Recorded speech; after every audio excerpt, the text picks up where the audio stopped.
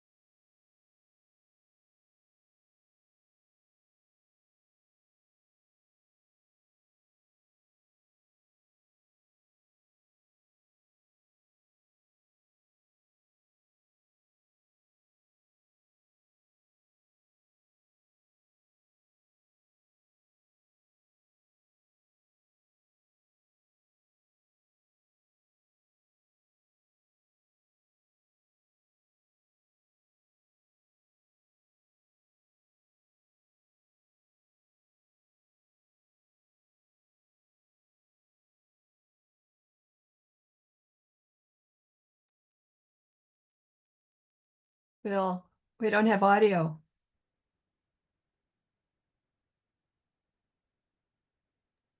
No sound. There we go. And so now you can imagine and visualize in front of you someone who is most close to you, a stranger, or someone you dislike most.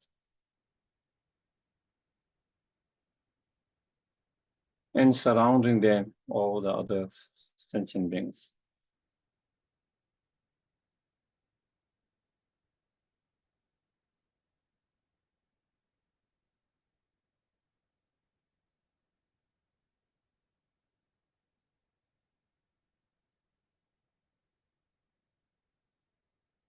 Who are in human form but experiencing their individual suffering of individual realms.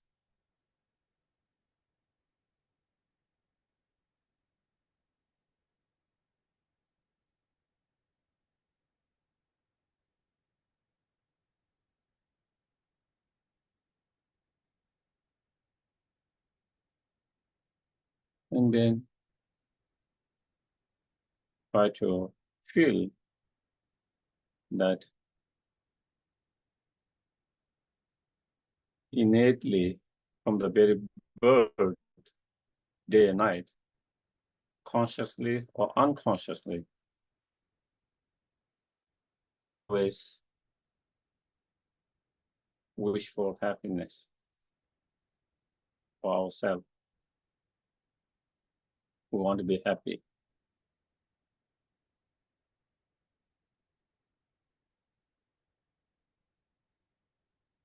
And we do not desire any pain, suffering.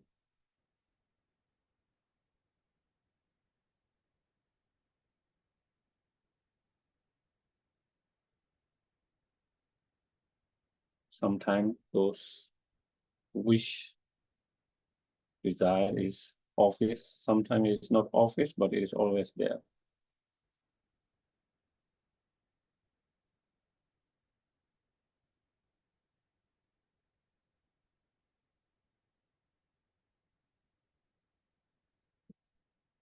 And not only that, we have that desire, but we have the right to wish, right to be happy, and we have the right to not to suffer.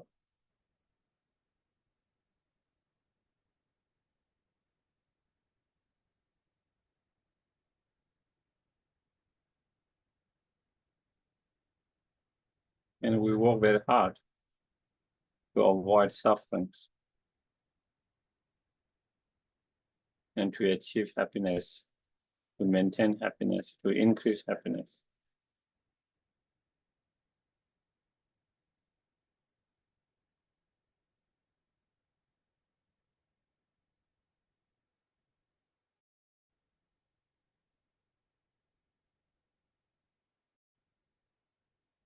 In the same way, all the sentient beings who are in three categories, those who we like them, to whom we are closer, and those whom we are more indifferent, either we like them, dislike them,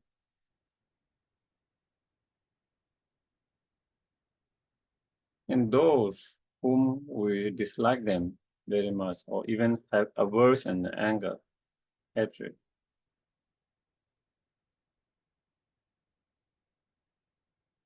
All those sentient beings, or those three categories, they all are just same like us.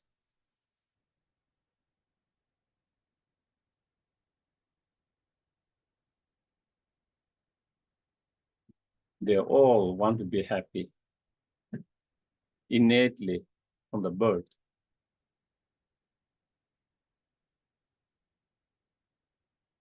None of them wish suffering and pain, just like ourselves.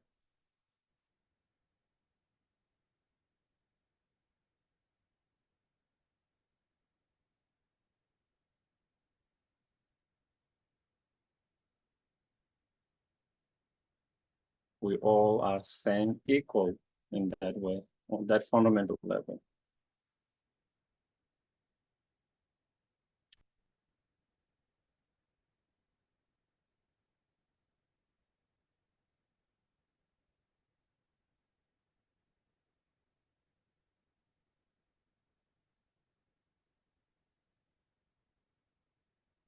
Especially try to focus to those whom we have conflict, which to whom we dislike, have aversions.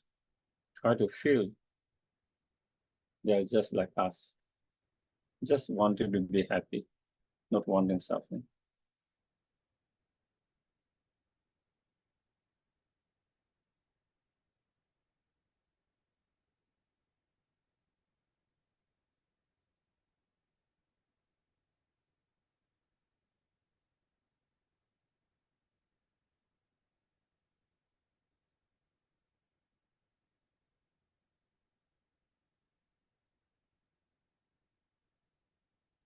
And not only we have right to be happy and not to suffer, each and every sentient beings, including with whom we have conflict,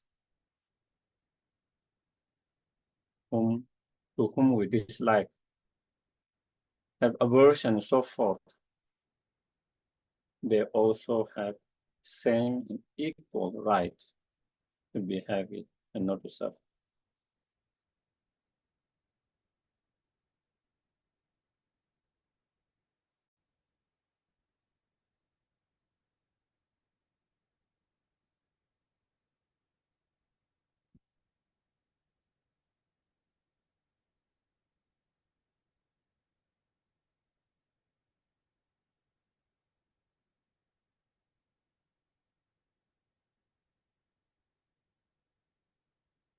And if they suffer less, and if they are more happy,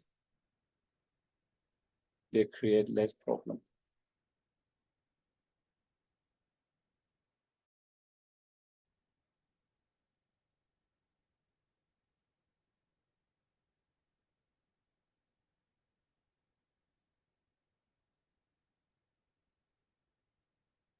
Therefore, not only they have a right to be happy, not to suffer, they should be happy, not to suffer.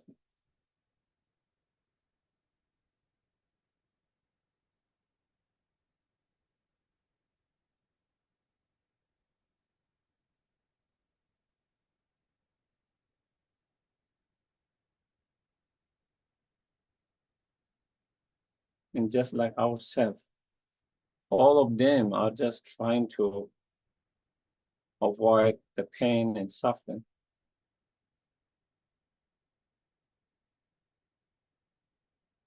Try to achieve, maintain, and improve their happiness.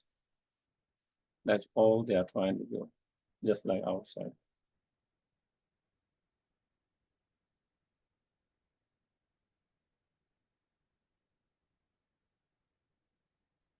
Whatever they feel and believe that will give them happiness, that will help them to maintain their happiness, increase their happiness.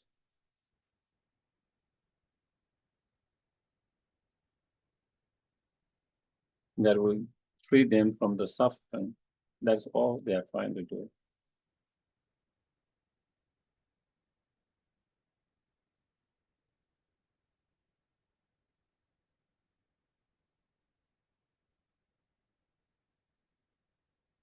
So again, we all are equal and same on that fundamental level. No differences at all on that fundamental, basic level.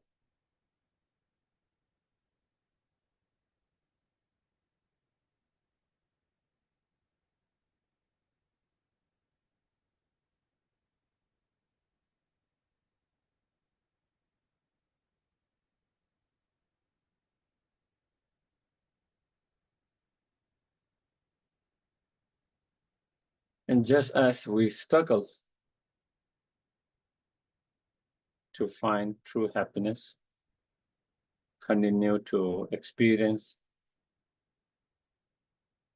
a lot of challenges, problems, suffering in our life again and again.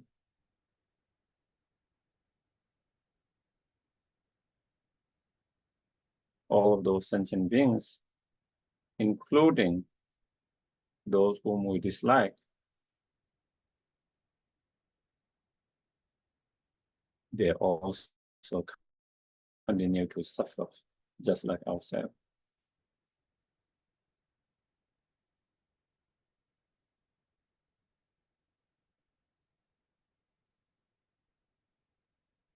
they also struggle to find true happiness and maintain that and continue to experience so much pain, suffering in their life.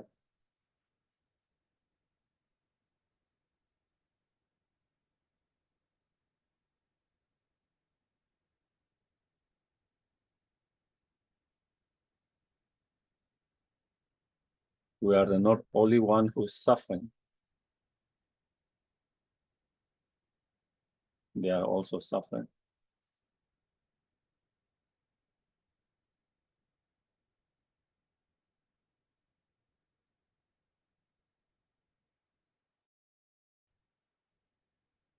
And not only we have a right to overcome our suffering, they also have a right to overcome their suffering.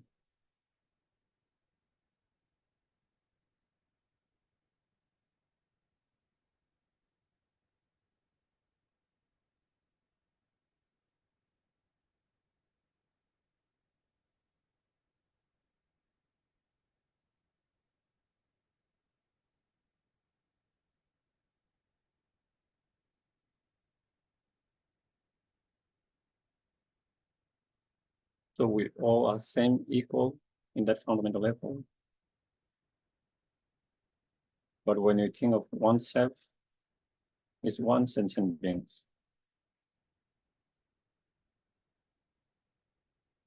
If we suffer, it's one person.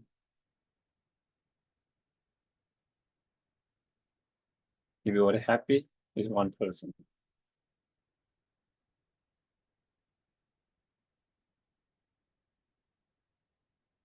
But when we talk of others, sentient beings is countless sentient beings.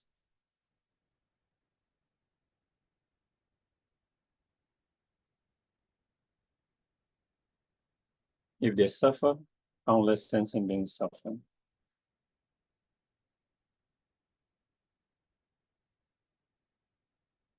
If they achieve happiness, countless sentient beings.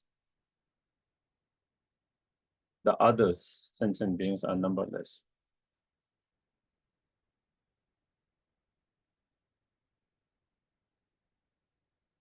Therefore,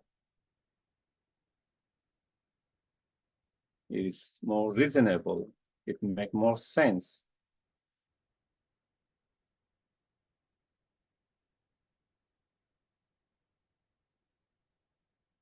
from Dharma point of view, or even from non-Dharma point of view,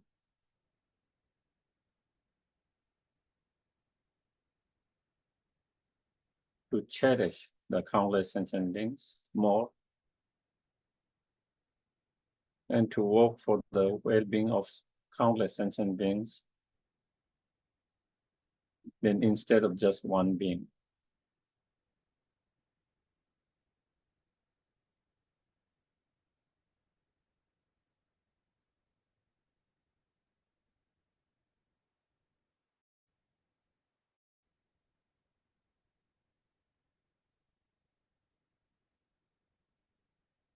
Therefore, the purpose of my life is to be as much help benefit to those countless sentient beings.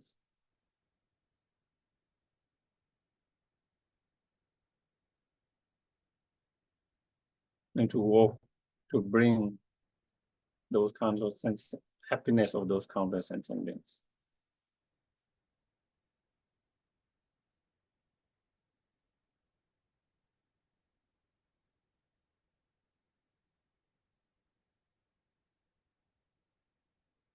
Therefore, I'm going to try as much as possible to free all sentient beings from their suffering, cause of sufferings.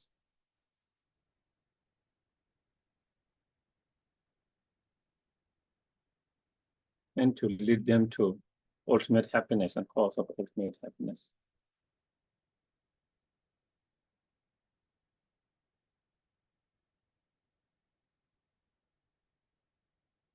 There's nothing more meaningful, high purpose, better way than to be able to do that.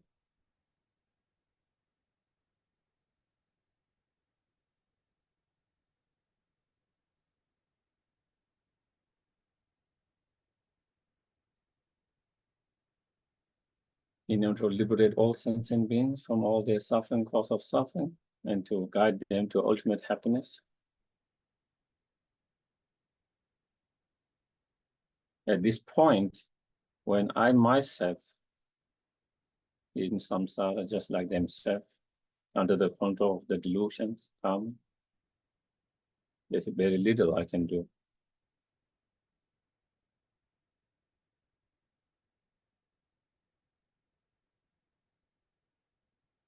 Therefore, I must achieve fully awakened state as soon as possible.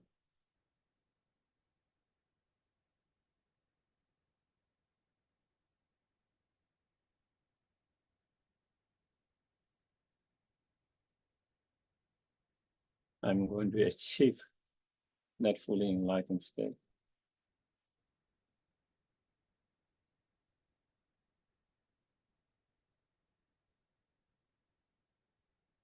I'm going to put all the effort to achieve that fully enlightened state.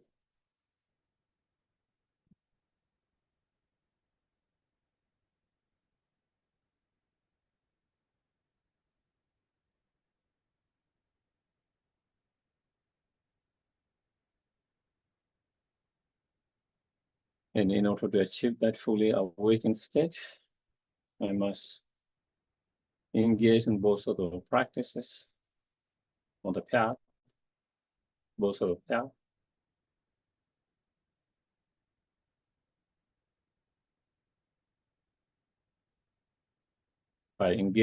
By actualizing the renunciation, bodhicitta mind, and wisdom realizing emptiness, the three principal aspects of the path, and engaging into six paramita, the practice of six paramita.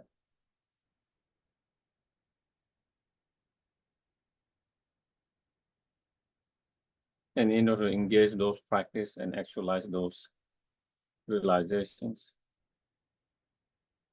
I must continue to engage in the practice.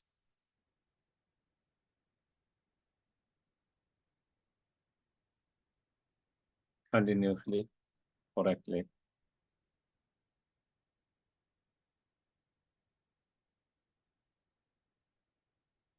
And in order to engage in such practices, I need to be reminded of those practices all the time.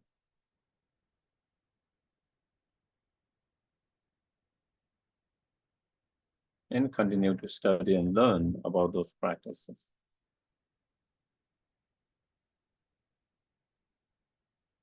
Therefore, I'm going to listen, engage in discussions, and reflecting, contemplating on them.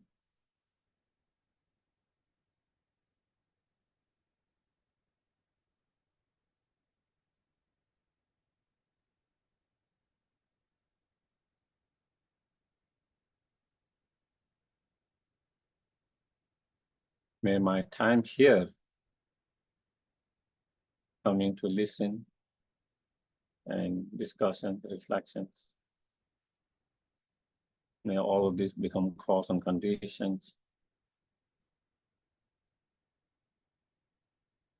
to actualize all the spiritual realization, especially three principal aspects of path.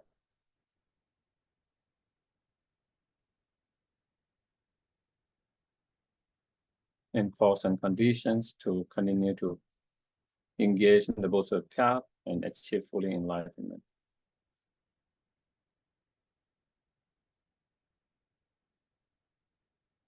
So not only we can be help and benefit, but to be greatest help and benefit.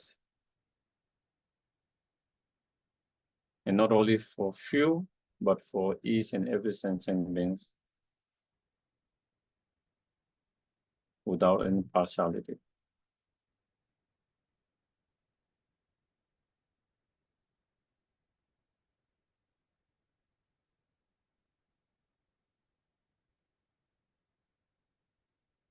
Okay. So we'll do the refuge and Bodhicitta prayer. Sangye Chodam Soge Chonam La Changju Padu Dani Kyatsuchi Dagi Jinso Kipe Sonangi Dola Penche Sangye Jupa Sho Sangye Chodam Soge Chonam La Changju Padu Dani Kyatsuchi Dagi Jinso Kipe Sonangi Dola Penche Sangye Kihajo Sangye Chodam Soki Chonam La Changchu Badu Gani Kyatsuchi Dagi Jinso Gipe Sonam Gi Dola Penche Sangye Kihajo.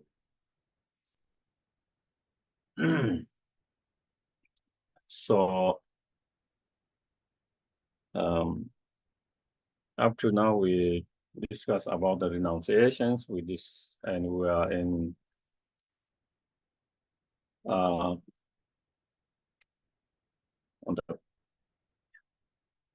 and we started discussing about the awakening mind of Bodhicitta yesterday, and yesterday we discussed about why we need to cultivate the Bodhicitta mind, and then the second outline of that is how to cultivate the Bodhicitta mind. And in process of that, we discuss about by following particular meditation technique or method of equalizing, exchanging self with others, how to cultivate that Bodhicitta mind. And we went through a little bit on that. We discussed about importance of having equanimity, the foundation of equanimity, on the basis of the practice of equanimity. Then one try to meditate on equalizing self with others, feeling that we all are same, equal in that way. And then also meditating on the shortcomings, disadvantage of selfish attitude, because that is the main obstacle to develop the Bodhicitta mind. And then meditating on the benefit of cherishing thought for others, because the cherishing thought for others is the attitude, the thought that give rise to the Bodhicitta mind.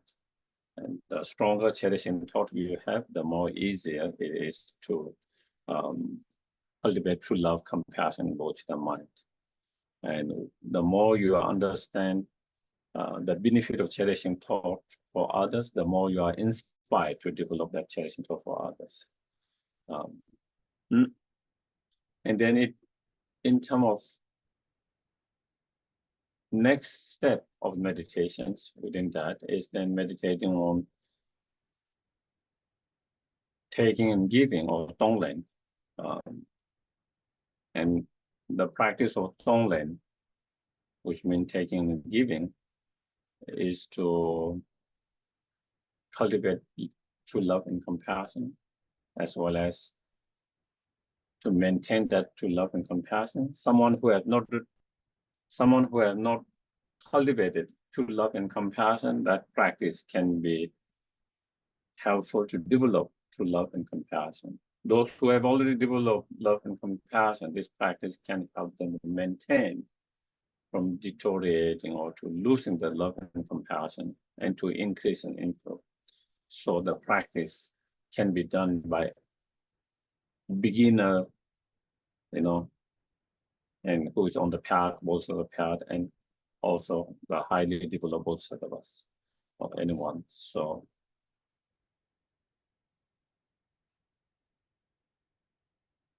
and in practice of tonglen, or the taking and giving, tonglen means, tong means giving, len means taking in Tibetan. So normally you see tonglen.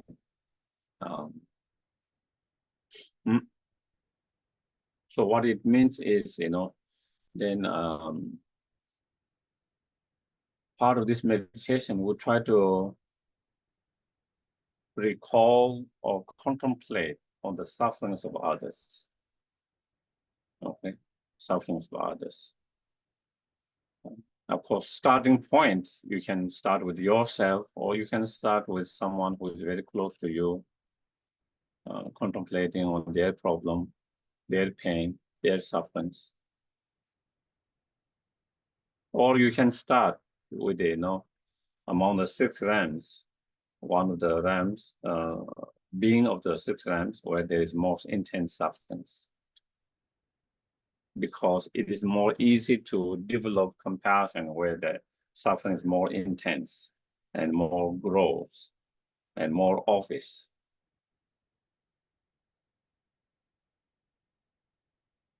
The starting point can be anywhere, so it depends.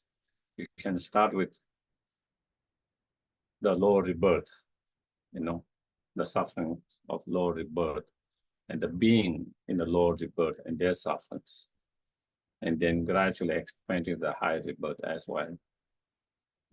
Starting from where the suffering is most intense, obvious and strong. Or even within the human beings, or you can start with the animals, where you might feel a stronger compassion. Or within human beings, you can think of, where it could be someone very close to you. Or sometimes it can be that we see, in the news or image where in those war zones, a young child who have lost everything, so the point is you start where you feel compassion very strongly, wherever starting point, and then and gradually we try to extend that feeling to all sentient beings by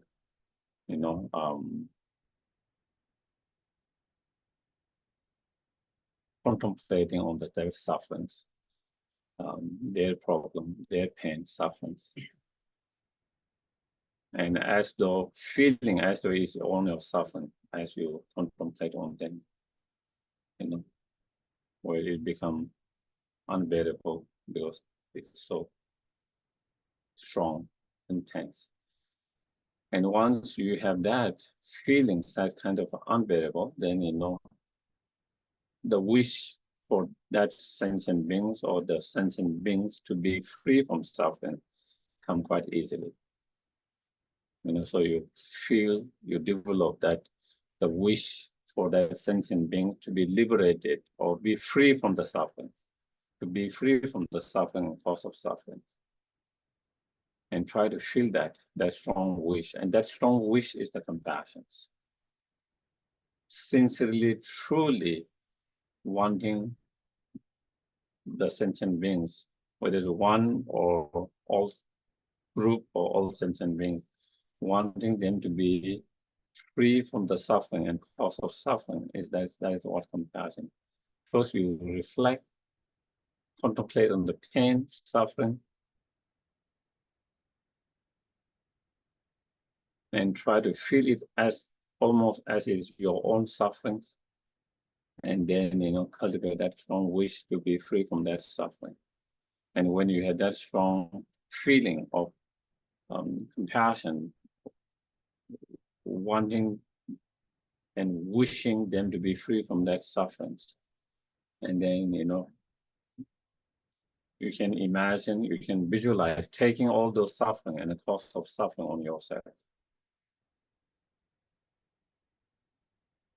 It is like a mother,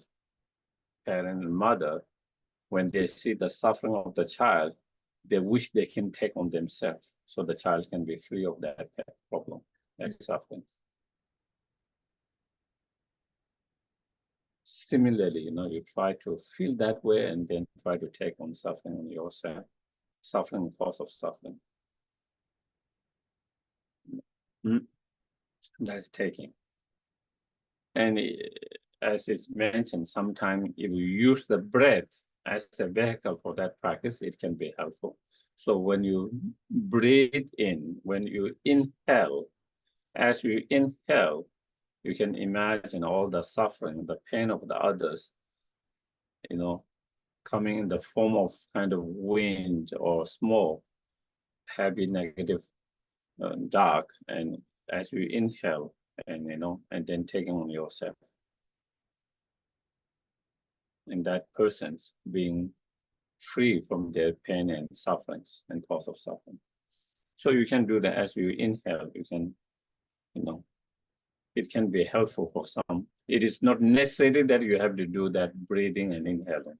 You can also just imagine and think that you have taken the suffering.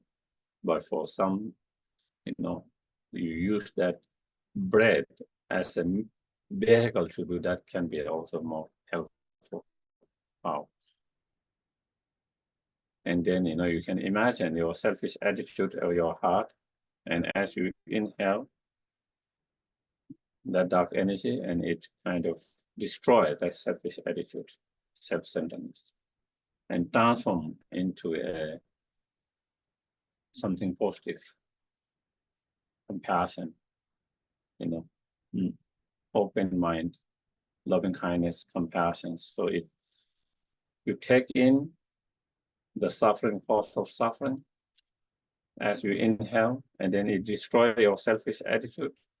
By having destroyed your selfish attitude, your very narrow mind, your mind that is the selfish attitude is very squeezing, very narrow mind, destroying that, and your mind become much more spacious, open, and transforming into the compassion, loving kindness, caring.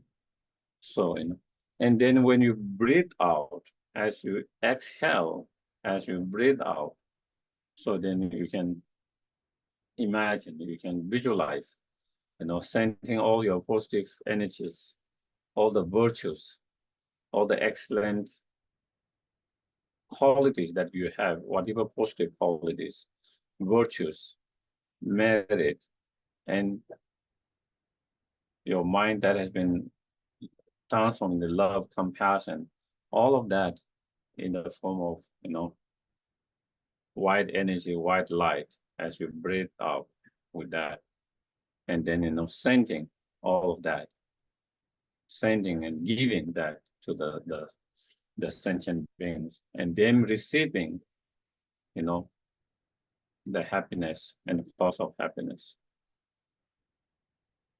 And so that is what you send, taking and giving, sending or giving.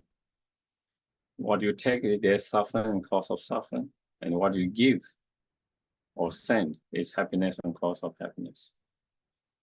And that, the wish to give, the wish to see the other beings' happiness, to have happiness and cause of happiness, the wish to see them to have happiness, cause of happiness, the wish to give them happiness, cause of happiness, and then sending and giving the happiness and cause of happiness.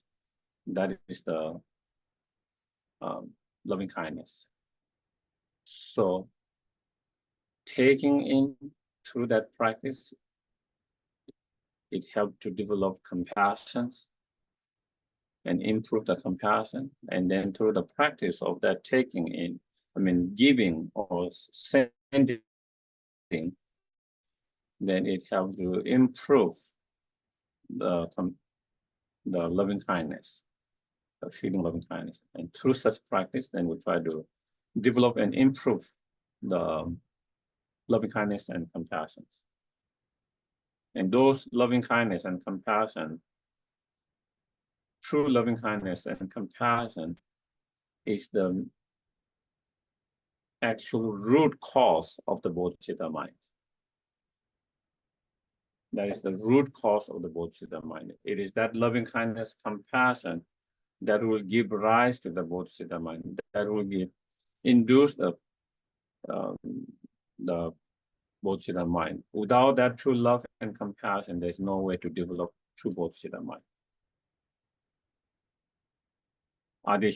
Lama Adisha once made a comment. I guess maybe at that time in Tibet, maybe some people have misunderstanding of bodhicitta, you just recite the prayer a little bit and the bodhicitta prayers and practice, and then that thing that you have developed bodhicitta, And Adisha made a comment. You Tibetan knows that you Tibetan only knows that how to develop bodhicitta without compassion. In a sarcastic way, in a way, basically saying there's no way you can have bodhicitta without true compassion. But here in Tibet, you seem to you don't have compassion, really great compassion, and still you seem to think that you have bodhicitta mind. So that's basically what it is making the point. And so therefore, one need to have true compassion. And when you talk about compassion, loving kindness, the main cause of bodhicitta is what we call great compassion.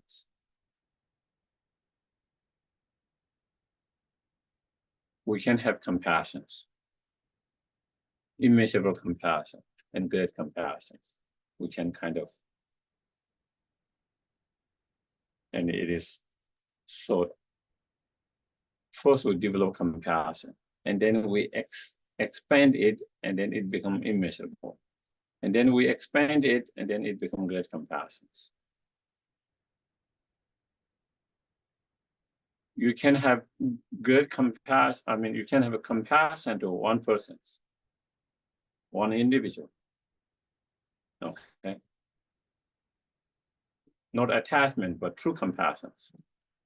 You can have to one person. That's where you start. When you start the practice, you start with someone. And you feel compassion with that person, true compassion. That is compassion, true compassion. But that compassion is directed towards only one being. So it's true compassion, but it's not immeasurable compassion. Immeasurable compassion, when that compassion is expanded to numberless, immeasurable sentient beings. When we talk about four immeasurable compassion, that is in terms of objects of their compassions or loving kindness, is numberless, immeasurable.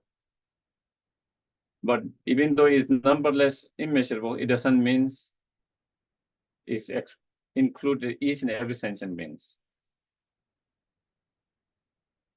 Great compassion then expand to each and every sentient beings. No one is excluded, no one is left in the object of compassion.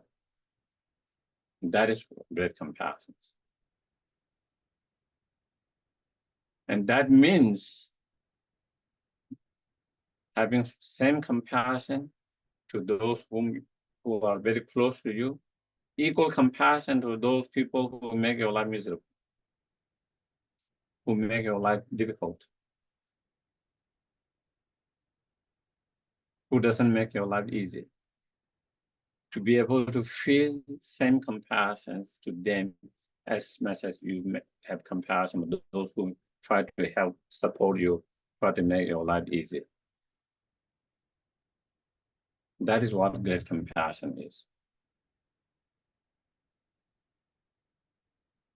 We have a long way to go.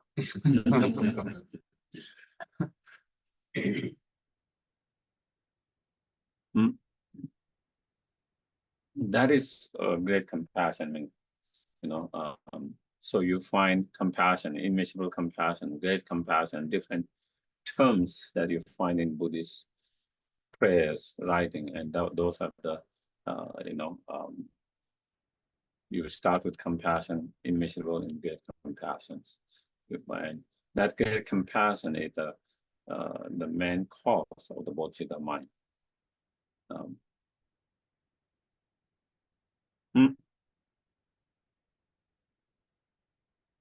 So once you have great compassions,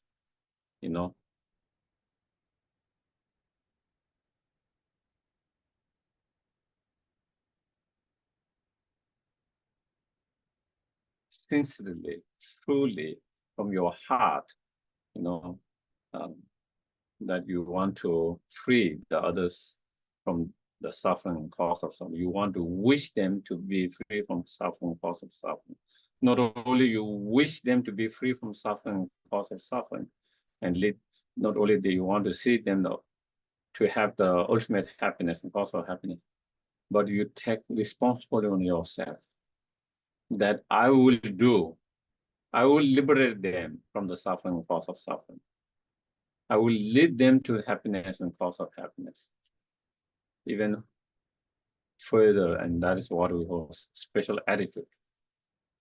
Special attitude, or sometimes universal attitude. In Tibetan, it's laksam. Some means attitude, mind, and lak means special or special attitude. And that is meaning not only you wish them to be free from suffering, not only you wish them to be happiness from, but taking the responsibility on yourself to do that yourself.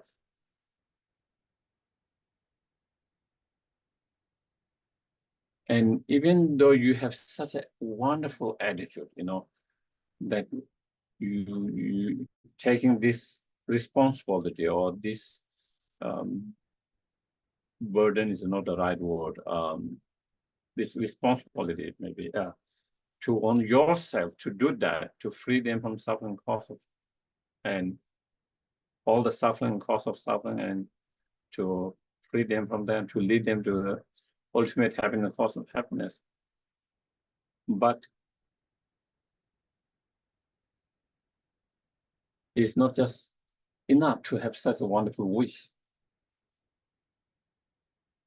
You should be able to do it.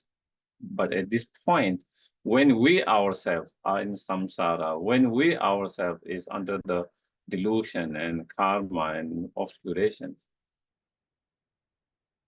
even if you have wish to help, how much you can help is very limited.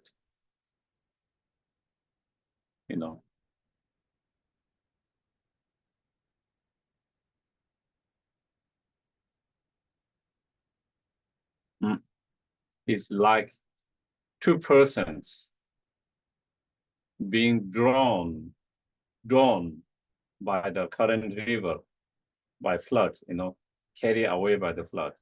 And they want to help each other. In terms of wanting to help save each other, in terms of the wish, they really want to help, really want to save the other.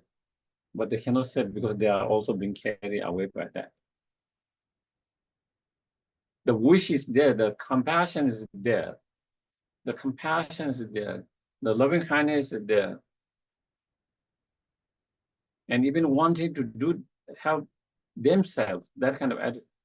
But in terms of the ability, they don't have that ability to do that in that moment. That is similar.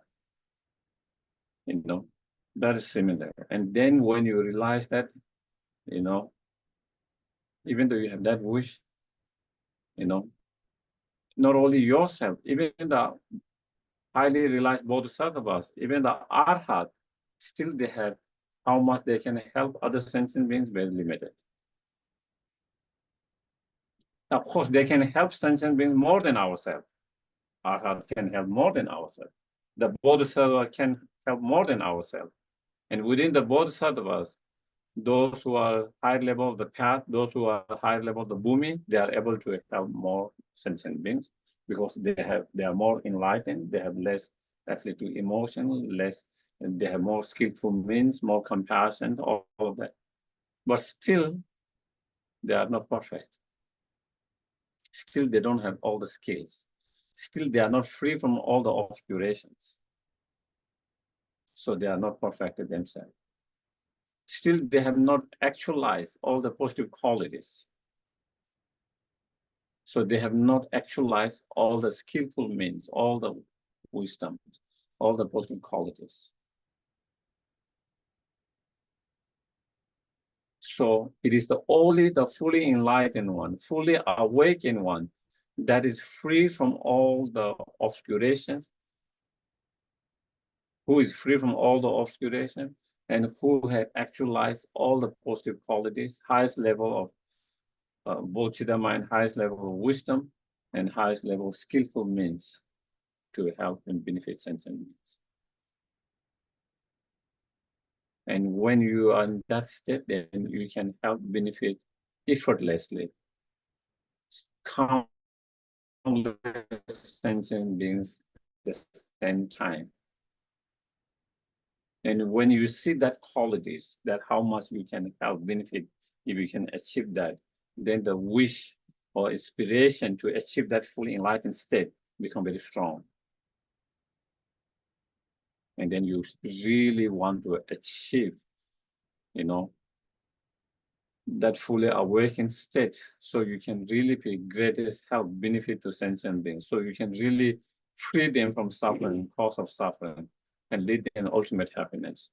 And that wish to achieve that fully awakened state, that's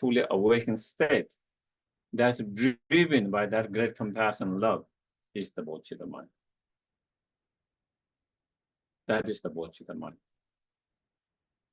And so therefore, as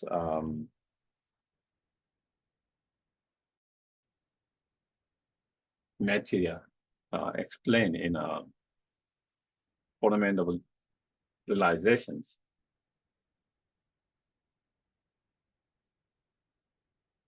the Bodhicitta is the mind or attitude of the mind in order to help benefit sentient beings that wish to achieve the fully enlightened state.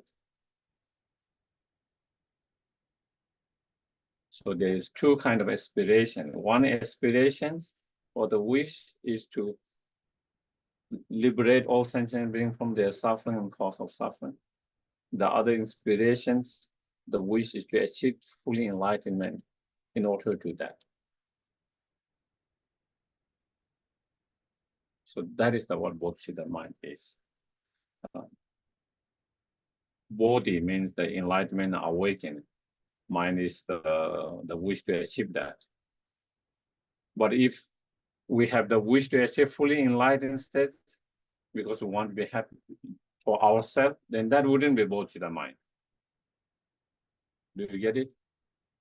The wish to achieve that fully enlightened state should be driven by the great compassions and loving kindness to liberate or to free the sentient being from suffering and cause of sufferings.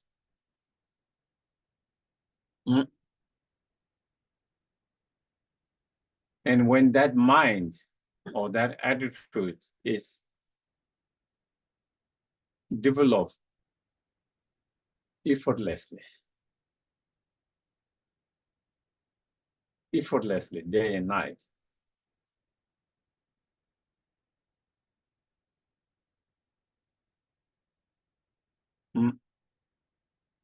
spontaneous, effortlessly, then that is when one have actualized the Bodhicitta mind. And that is when one become Bodhisattva. That is when then one enter the first path of the Bodhisattva. Okay, that is when you become known as a child of the Buddha or the Bodhisattva. And that time, the being become the object of, respect, the homage from all other sentient beings.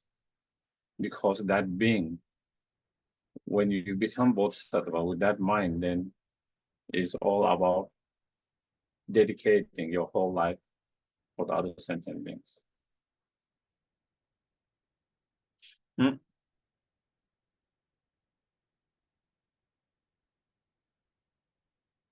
So that is how to actualize, how to actualize the Bodhicitta mind. So I think maybe we will not go through the 7 point of cause and effect, I think, because and then in terms of measurements, how do we know we have developed Bodhicitta mind? And then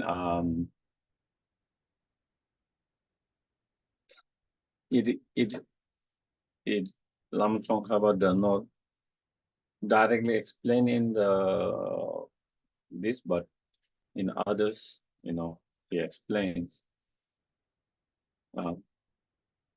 Like the mother's only precious child when the child is sick. Okay, when child is sick, not feeling well, having problem, the mother does not have full effort, but cannot stop thinking about the pain and suffering of the sentient being. How can I reduce? How can I help to reduce the pain, the problem, suffering?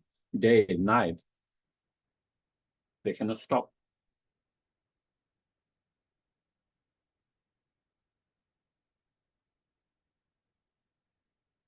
And I think, yeah, I think it seems to be both parents, especially the mothers, it seems to be very hard for the mothers not to worry about the child. Even when they are not, even when doing just fine, even the child has no problems and they are just doing fine, but it's hard for the mothers not to worry about the child.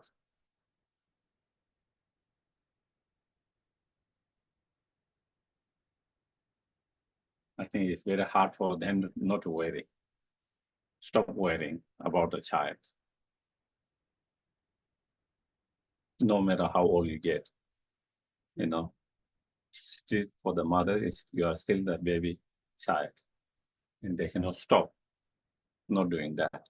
So of course, when the child, and especially when they're young and very small and child, and when they are really having some problem and pain and suffering, absolutely the mother cannot stop, from not thinking about the pain, suffering, and how to relieve the pain and suffering. They cannot sleep, because the mind keeps on going. That is what similar, that is the example of that. With that example, then that is what when you wish to achieve fully enlightenment,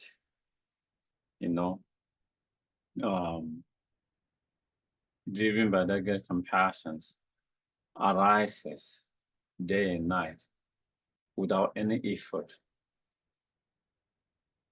spontaneously. That is when you have generated bodhicitta mind. Of course, sometimes we might be able to generate a little bit of that with the effort when our practice meditations. But that is not a real realizations of the bodhicitta. When you have real realization, then you have this effortless day and night all the time. At the moment, sometimes when we put effort and meditate and make effort, sometimes we might be able to feel a little bit. Sometimes we might not be able to feel it even when we do practice meditations, effort. But sometimes we might be able to feel it, but still that is not a realization. And like everything, you start with the effort and you continue to do, and then slowly, slowly you get better and better at that. You become more familiarized, you become more accustomed, you get more used to doing that. And slowly, slowly, it requires less and less effort. And slowly, slowly, over the time, it becomes effortless. And effortlessly day and night, when you have that, and that's when you have developed bodhicitta mind. So again, I think, those teachings are so wonderful, so precise, give all the information, all, If you study, then sometimes people know, how do I know whether I've realized emptiness or not? How do I know whether I have bodhicitta or not? How do I know whether I have realized renunciation? If you study deeply, then all there is, clearly kind of clearly in detail have given the information from those who have experienced themselves and shared and wrote those experiences, what it is like to be when you have those realizations. And of course, even after studying, sometimes if we are not 100% sure, then of course you can discuss with other teachers and all of that, whether it's correct or not. So then next, is the third principal aspect of the path. The right view, and the wisdom relies on the right view. And again, within that, why we need to have understanding of right view, the emptiness, how to have the understanding or realization of the emptiness, and how do we know we have the correct understanding of emptiness? So again, three main points. First, why we need to cultivate the right view, the wisdom relies on the right view of the emptiness. And again, as Lama Tsongkhapa explained, even we have developed renunciations and bodhicitta mind, if you don't develop the wisdom realizing emptiness, you cannot cut the root of samsara. You cannot cut the fundamental ignorance. That's the root of the samsara. That is the root of all the ethical emotions. When you talk about samsara, and the suffering of samsara, we can understand that from the point of view of Four Noble Truth or 12 link. And when we start off the 12 link, how samsara, evolution of samsara, how the suffering and the samsara come into existence, it starts with the ignorance. The first link, ignorance. And it all started with so ignorance, very root of the samsara. If we try to understand from the Four Noble Truth, again, why this sufferings? Why this sufferings? There is suffering because there is cause of sufferings. What is the cause of sufferings? The origin of the sufferings is the contaminated karma and the delusions. Where did karma come from? Karma comes through the delusions. Karma is created because of the delusions. Where does those delusions come from? Where does the delusion come from? All this afflictive emotion, delusion arises from three principles or root delusions, or the three poisonous: attachment, anger, ignorance. And even the attachment and anger is very much rooted in the ignorance. So again, fundamentally, very root of all the delusion is the ignorance. Until you cut the ignorance, you can reduce the other delusion, but you cannot get rid of them permanently. It's like the trees is bothering you, and you can cut the branches and all of that. Is a temporary, so that it doesn't bother you for a while. But again, as long as the root is there, it will start to grow again over the time. New branches come, and then again it will be another problem. Again you have to have cut. So in the same way, without getting rid of that fundamental ignorance, through different meditation technique and practice, we can reduce anger, attachments, jealousy, all those different afflictive emotions, but we cannot get rid of them permanently because the ignorance is still there, the root is still there. So therefore, in order to cut the very root of the samsara and all the delusions, you need to cut the fundamental ignorance, the root of all of that. To cut the fundamental ignorance, the root of all of that, you need the wisdom sword to destroy that, to cut that. You need the wisdom relies on the ultimate truth or reality or emptiness, whatever you call it. You know, you need to have that wisdom, realizing that can cut the root of all the affective emotion and something. So that's why. And therefore, even the bodhisattvas, not only they need to cultivate true love, compassion in bodhisattva mind, but they also need to develop the wisdom in order to cut the delusions and the obscurations. So we'll have a short break, little break. Okay. Okay.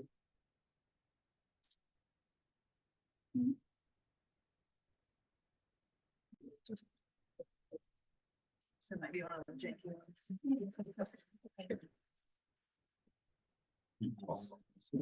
Sure do.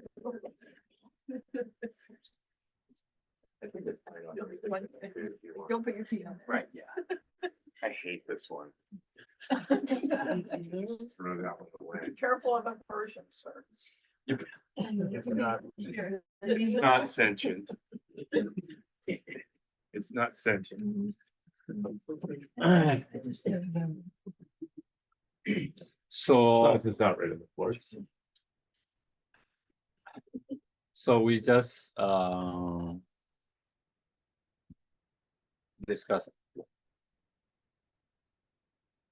finish discussing why we need to cultivate the wisdom relies on the right view, and then how to do that. And so again, you know, meditating on selflessness or emptiness of the self and other phenomena, our own aggregate and all other phenomena, through reasoning and logics. You know,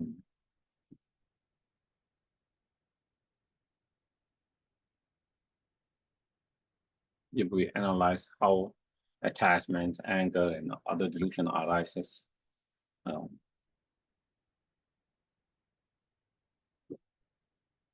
there is appearance of objects, whether it's the self or any other object that we're attached to or whatever we're aversion to.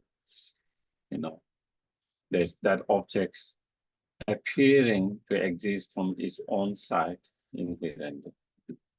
And already there is appearance of the object of the attachments, object of the aversions to exist from its own side inherently.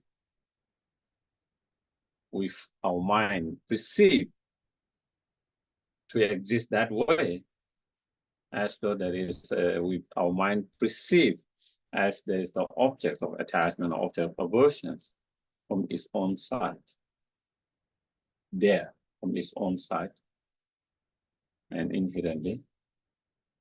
And then, oh, that object, there is an object from its own side that is harmful, that is hurtful, that is negative. And then we have aversion to that. We try to get rid of that object, distance from that object, and aversion to that. And then there is a sense of that object existing inherently from its own side, sometimes some kind of beautiness, attractiveness, positive qualities. And then it feels like we need that. I want that. I need that.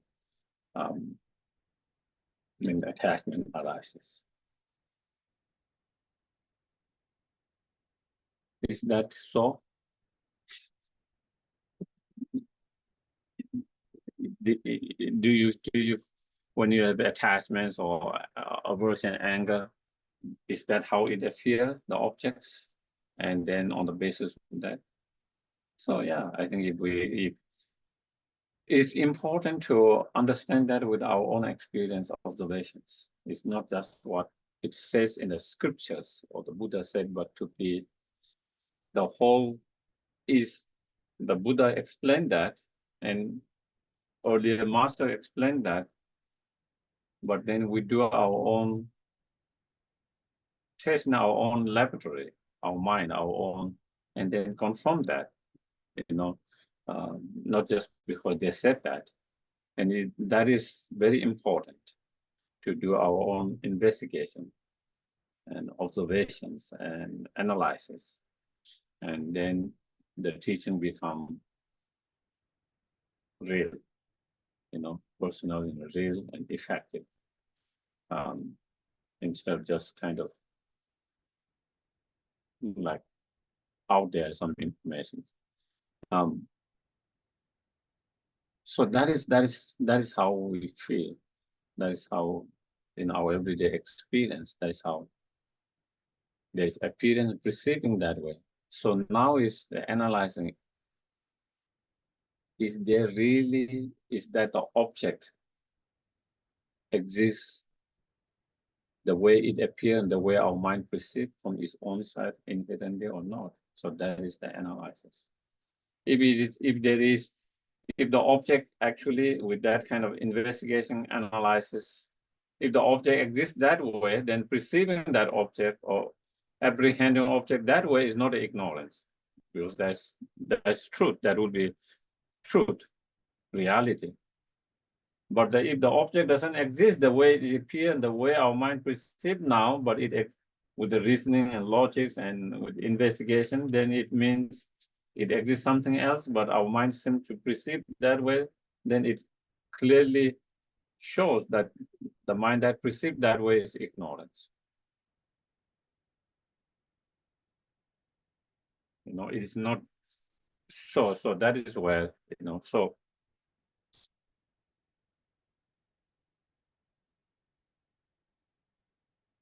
before that, maybe I like to start with, when we're attached to certain objects. We're attached to a certain object because we are attached to certain qualities of that object. Okay. If we're aversion to certain objects because we have a dislike or aversion to certain qualities of that object. The objects to whom the qualities to whom we were attached, or the qualities to whom we dislike and have aversions, it appears and we perceive to exist that positive quality, that attractiveness, that goodness from its own side. And on the other hand, when it's aversion, angry, dislike, then there's negative qualities, unpleasant qualities, unattractive, negative, bad qualities from its own side. If something exists from its own side objectively, in that way, the way it appears and the way we perceive, shouldn't that be sent to everyone, that quality? But in fact, in reality, is that the case?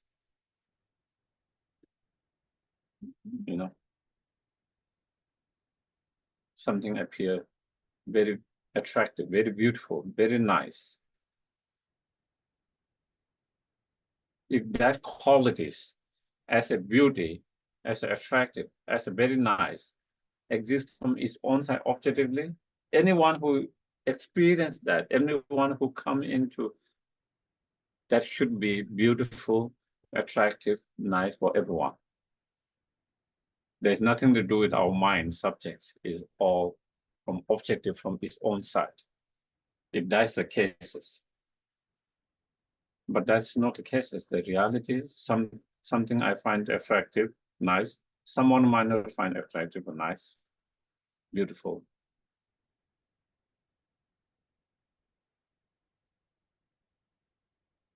Something I dislike because I find it very unpleasant, unattractive, not nice, bad. If it exists from its own side, the way it appears to my mind, the way I perceive that way, if it exists as that qualities from its own side, objectively, then anyone who come into contact, that everyone has to experience the same way that I experience. Unattractive, bad, negative, unpleasant. But that is not the case. That clearly shows that quality that we are we see something attractive, unattractive, pleasant, unpleasant, good, bad, whatever quality we see, to which we were attached, to which were aversion, that quality does not exist from its own self objectively.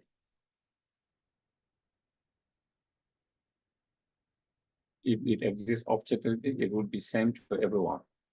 It will be same to you all the time. But that might not even huge. Not only it has different experience for different people see differently, but even you might see differently in your own life over the years. Something you saw, this is something nice. When you grow up, you say it's not nice. You know, something you find tasty, delicious at a certain time. Now you don't find any more tasty and delicious. Maybe you feel like when, you know, vomiting or nauseous.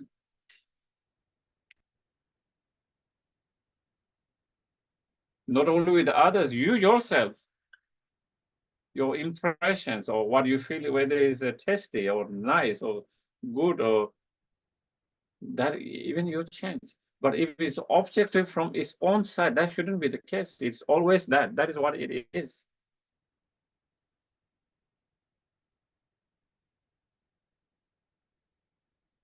So when we analyze that way, then again, it becomes quite clear that you know, something that we find beautiful, someone finds beautiful, attractive, nice, good. And if we ask all others, you know, and all of them in good conscience and mind, not kind of crazy, okay?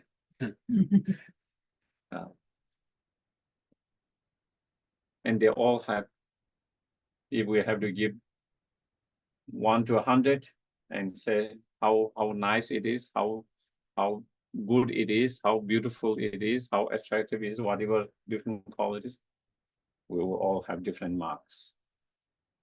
You know, that just show we have different perceptions.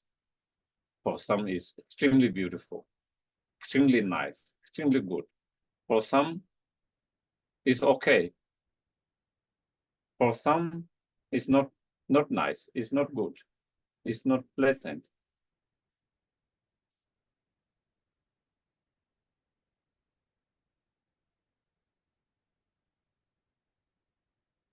You know, who is right, who is wrong? Someone who saw is most beautiful, is he right? Someone who didn't find it nice or attractive, is he wrong? Personally, none of them wrong. It's their perceptions, and this is how they experience, and that is how they see things. So, therefore, the flower itself, objectively, is neither extremely beautiful, neither extremely unbeautiful, unattractive, neither is so, it's none of that.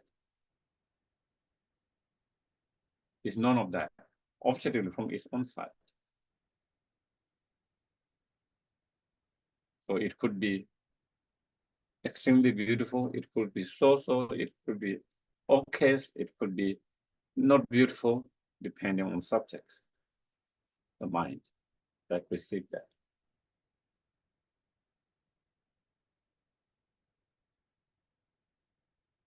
Are we clear?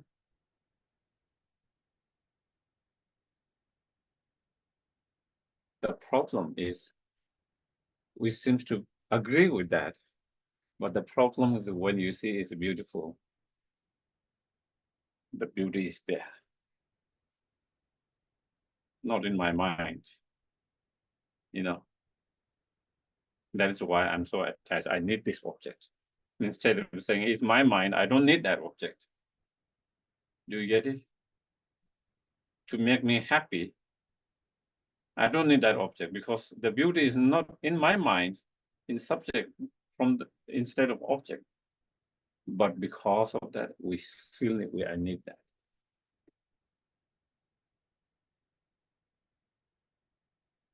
So that is where it comes.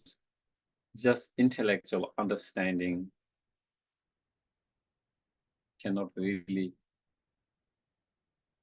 destroy that our grasping and ignorance.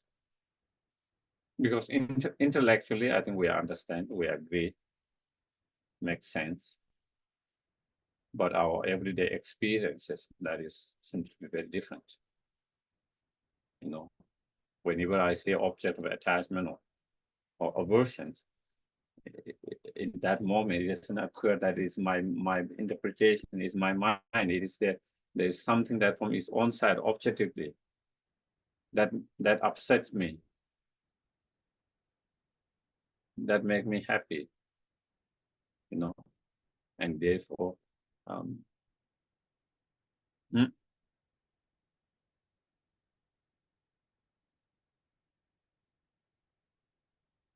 even the flower itself, you know. So we talk about the qualities of the flowers, okay? To start with just the example, you know, the quality of the flowers, the beautiness or ugliness, attractive, unpleasant, whatever. It doesn't exist from its own side, objectively. That seems to be a little bit more easy to understand, I guess, relatively. What of the flower itself? We are not talking about flower being beautiful, not beautiful, attractive, not attractive. Okay. Nice, good, bad. Does the flower exist as a flower from its own side?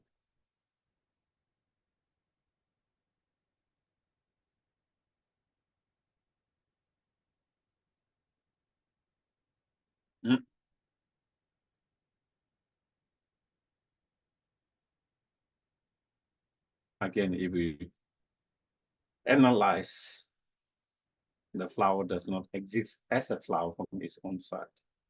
You know, what is flower? What is flower? You know, is the stem the flowers? You know, is the branch the flower? Is the leaf the flower? Is each part of the petal the flower? Or what is the one inside?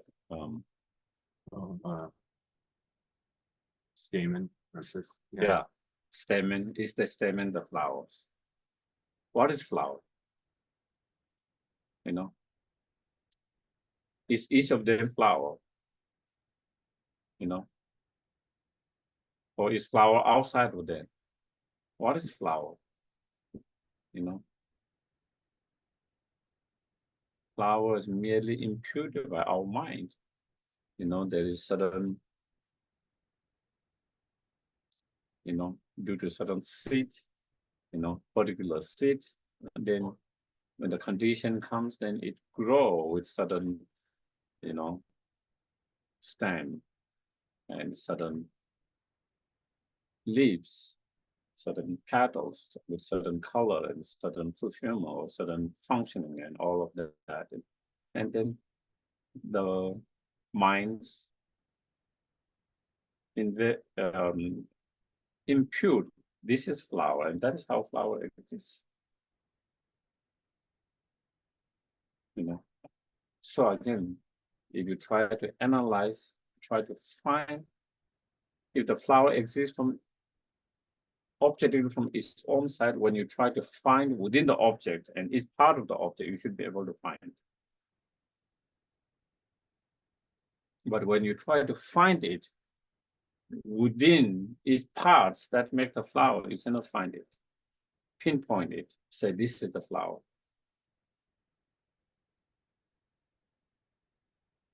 So the flower is merely imputed as a flower when certain things come together and it has certain functioning and certain effect and certain that. And then we call it flower, and then that's how it becomes flower. You know. So therefore, also there is no flower existing as a flower from its own side.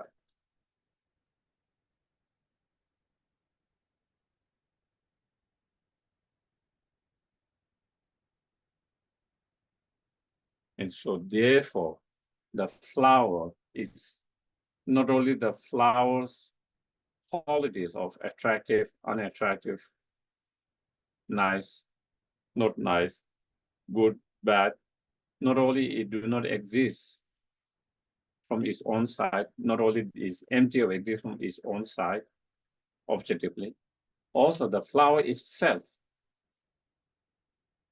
the object of those attributions, you know, or the qualities. Even the flower itself is empty of existence as a flower from its own side.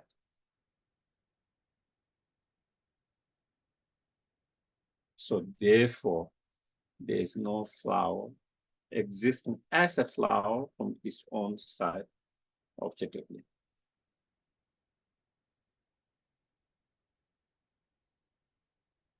So the flower is merely imputed on the basis.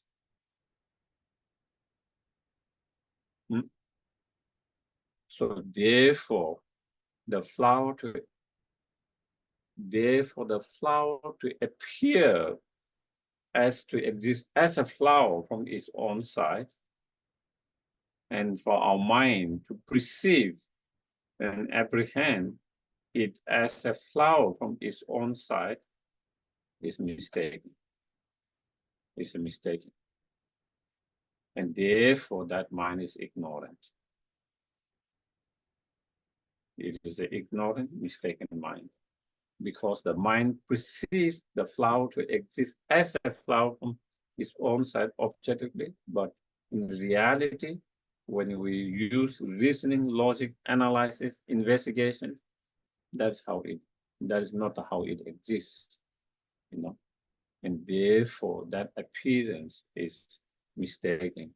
The mind that perceives to exist that way is mistaken and ignored.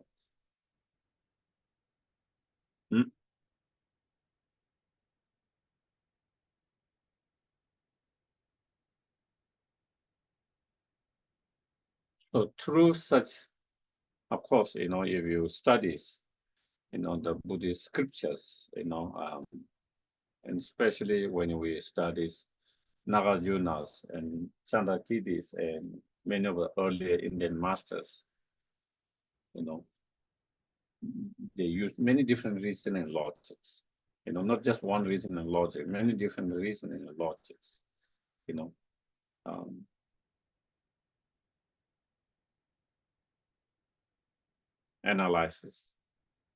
The analysis of, you know, whether it, for analysis, whether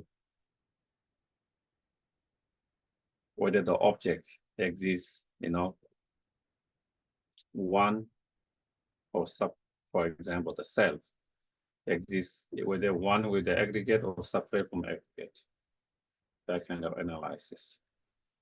Whether the self can be found within the aggregate or outside the aggregate. And we use that analysis because every object is its parts, is made out of parts. So whether the object is one with the part or separate from the part, whether some object can be found within the part or outside of the part. So that kind of analysis you apply to everything, you know. So through such analysis, then, you know, we come to understanding conclusions, and nor it can be one nor separate, you know, truly inherently, and therefore it cannot exist from its own side by itself, nor it can be found inside the aggregate, nor it can be found outside of aggregate. Therefore, you know, again, it cannot exist from its own side or inherently. And same, the cause of that, the cause of the objects with for the four analysis, whether it exists from its own side, from others, both, or none of them. Also, the other analysis or the result exists by depending on the cause or without depending on the cause or with the both or without both, So again, that kind of the analysis of the 7 analysis of Cheret and also analysis of dependent analysis. So there are many different, those are some, but if you read in Nagarjuna's, he does so many different analysis. And you do different analysis, but result is the same. It's different research done and the result is same. Done by different way of doing the research, but conclusions, the finding is the same. And sometimes it's helpful to have all those different reason and logic, because with one reason and logic, sometimes we might not be 100% convinced. The same in our modern world. There is one research that shows some result, or one that is proof of something, but we might not be 100% convinced until we see enough more research, more evidence. The more there's more evidence, there's more research, you become more and more confident of the finding of that. Same, sometimes that is how our mind, sometimes with just one reason and logic, sometimes we might not be 100% convinced. So, but when you use many different reasons and logic and still it kind of lead to the same conclusions, then we become more convinced on that.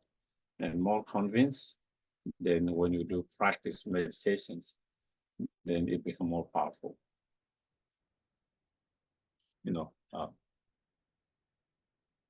So, establishing the selflessness or the emptiness of the person, and then establishing the selfless or the emptiness of even the basis of the persons, the aggregates, all 5 aggregates, they are also empty of inherent nature, inherent existence.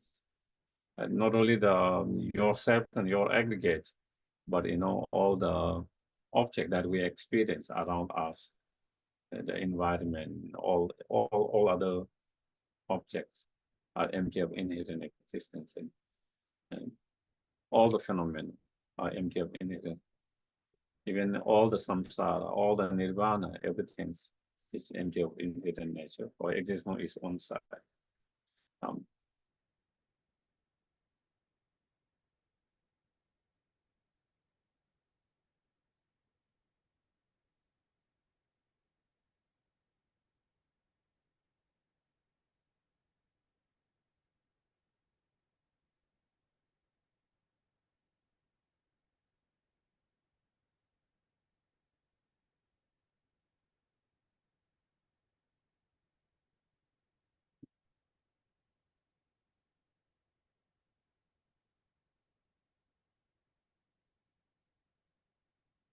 Through such analysis, investigations, when you meditate, that the objects of our attachment, the object of our aversions, the object do not exist from its own side, objectively from its own side at all. And when you are 100% totally convinced and no doubt there is that object do not exist from its own side or by itself, objectively, is absolutely non-existing or is absolutely empty from its own side or by itself or objectively,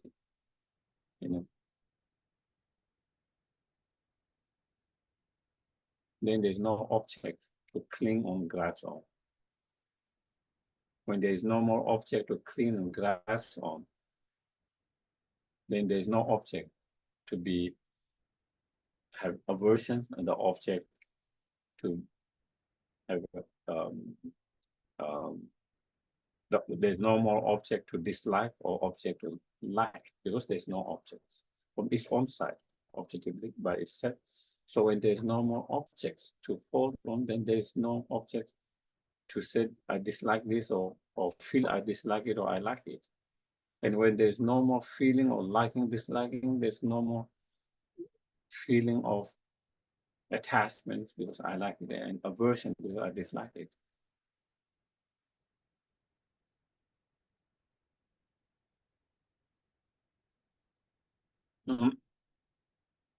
And so through that, that is how we, overcome the grasping or clinging to the objects by believing there is the object from its own side. So when you realize that there's no object to cling on and grasp on, and then when there is no more clinging and grasping to the object, then there is no more feeling of liking, disliking, of that object, because there is no more that object from its own side, and then there is no more attachment, anger, and so that is how we stop attachment, anger, by that. So when we analyze that way, trying to find within the parts, in terms of persons, the aggregates, or outside the aggregate, in terms of other objects, within the part that match object or outside the object, we cannot find it, we cannot pinpoint it and say this is it, this is that object, So it is clear that it does not exist from its own side or by itself or objectively. But does that mean it do not exist at all? Does that mean there is no object at all? We cannot say that, because if there is no object at all in terms of self, if there is no self at all, there is no self existing at all, then there's no point of the self or I studying and practicing.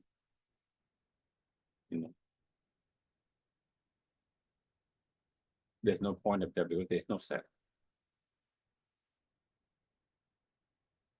There's no point of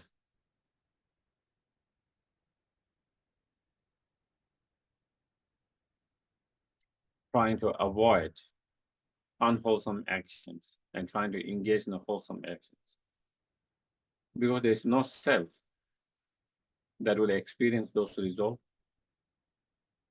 and there's no self that engages in such actions. And so then again, it all becomes pointless. One. Secondly,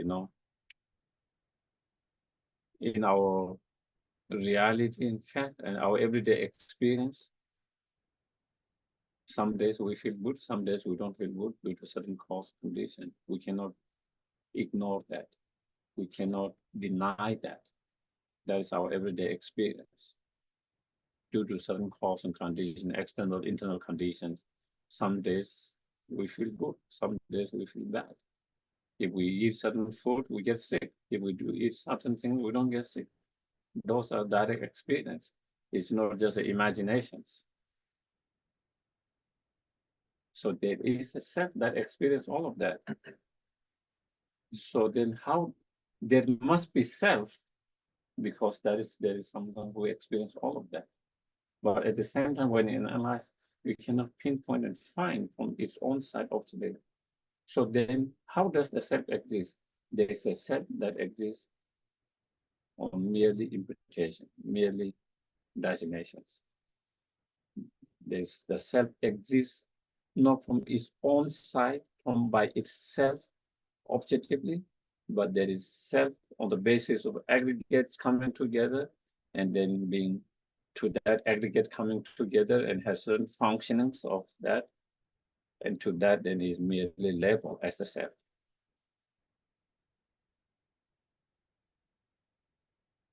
It is like something which is not cup, but we label it cup, so it's for our convenient uses. Do you get it? On our conventional world, in conventional world, we need to communicate, we need to interact, we need some tools, convenience to do that. And so for that purpose, even though it's not a cup, but basis of that, so we label it as a cup, so that when someone says, "Can you bring me a cup?" I'll just bring, instead of bringing this one.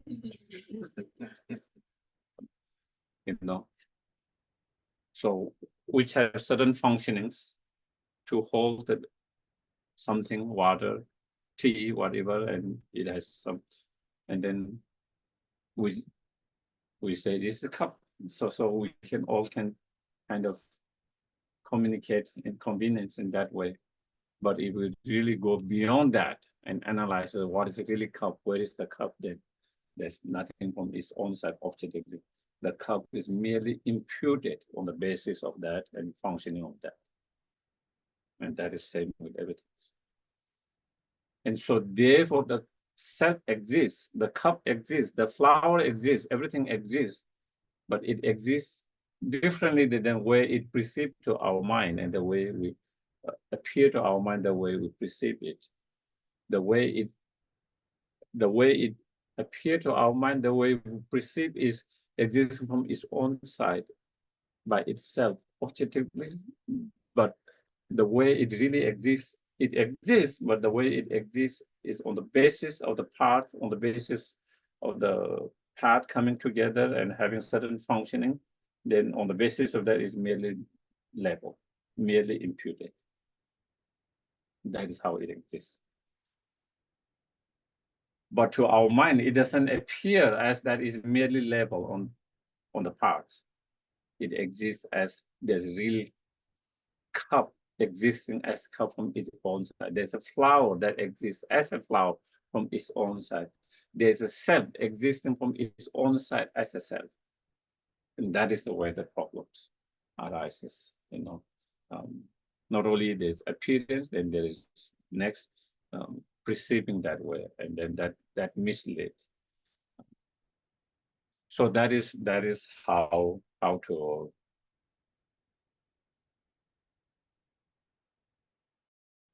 And of course, in meditation at the very beginning,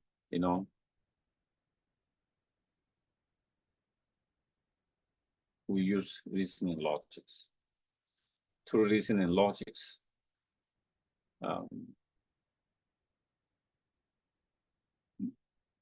because you can say there is no cup, and you can just, there's no cup. But you are not convinced. For that moment, you can try to think there's no cup. There's no, but when you get, this is just, I'm just talking about, there's cup. So really, you have to use reasoning, logic to have a convinced there's no cup from its own side. We're not talking about not cup, but cup exists from its own side by itself, objectively.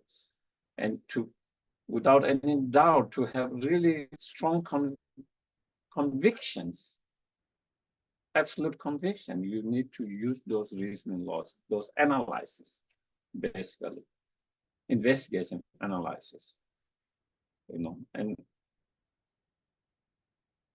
which in some they might say, is not, we don't need those reasoning logic, but we need the reasoning for most of us. There could be exceptional, there could be exceptional in some cases,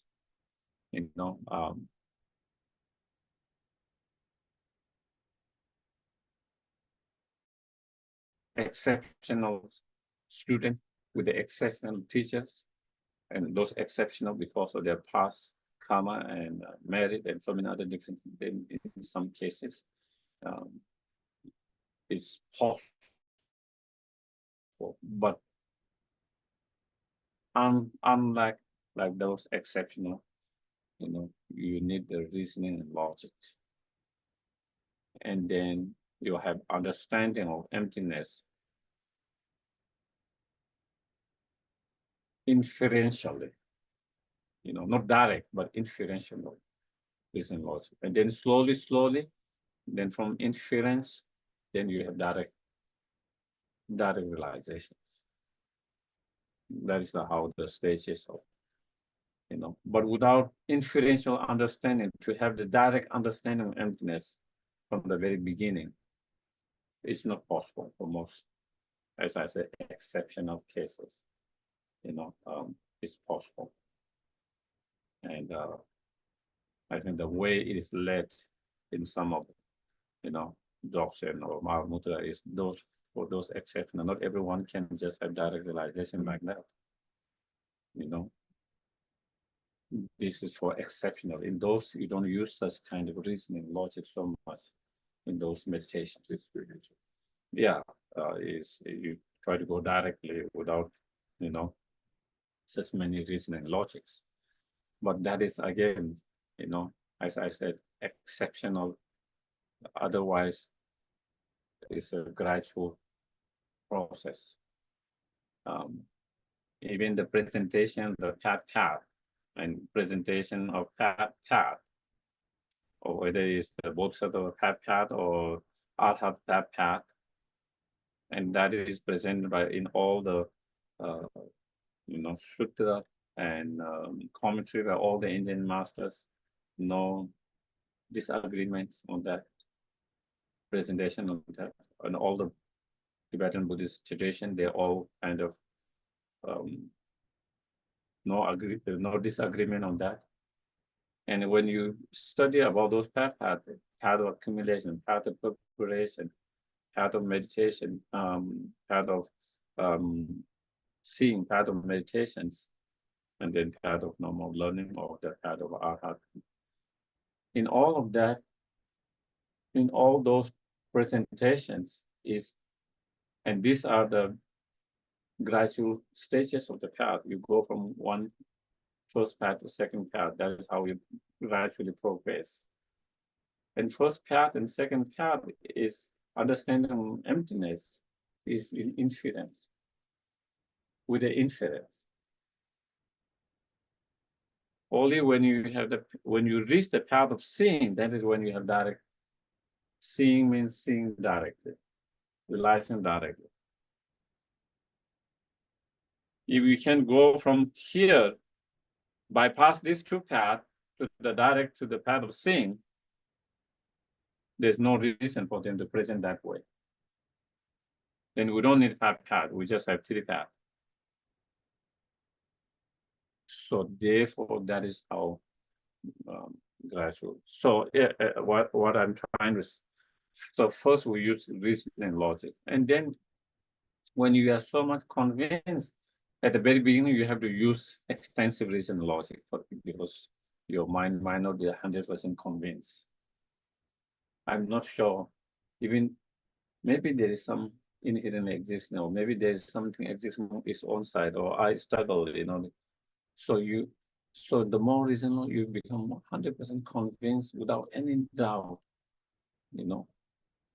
And when you have that strong understanding and you have done that analysis many, and slowly, you don't have to do so detailed analysis. Even with a short analysis, you can be able to come to that same conclusion with total convictions that it do not exist in here.